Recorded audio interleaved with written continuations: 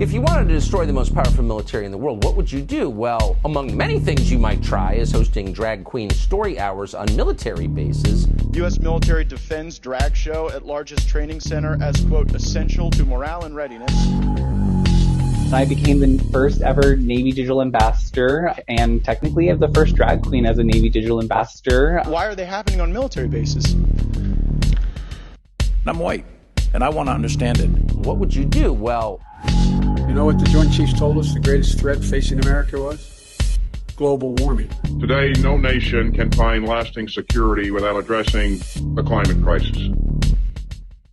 This is not a joke. If you wanted to destroy the most powerful military in the world, what would you do? Well, Why are you firing 20,000 trained military personnel because they won't get a vaccine that doesn't work? It's a valid military requirement for unit readiness. We fight. COVID vaccine was experimental, and you tried to force everybody into it. A future Chinese soldier holding a gun with their target trained on an American, do they care what color he or she is? It's a yes or no question. I don't know what the Chinese soldier thinks, but I do know that the people, would you imagine that the Chinese government has discriminated against people because of their race? Does the enemy care what pronoun we are using when he or she is pointing a weapon at us, ready to kill us? Hi, my name is Johnny, and I use he, him pronouns. Hi, and I'm Kanchi, and I use she, her pronouns. And we're here to talk about pronouns. Again, I can't speak to the Chinese soldiers. I cannot speak to the mindset and the hypothetical. Well, what would you think?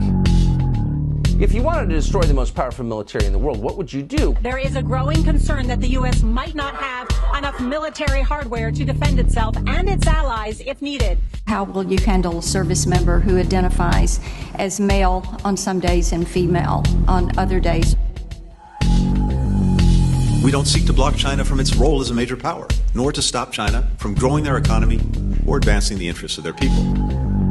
China right now is functionally turning Cuba into a stationary aircraft carrier right off the coast of Florida. That is why this latest Soviet threat must and will be met with determination. You're some of the bravest and most inspiring people I've ever known. Because when they see weakness, they're going to push and push and push until you smash them in the mouth. You're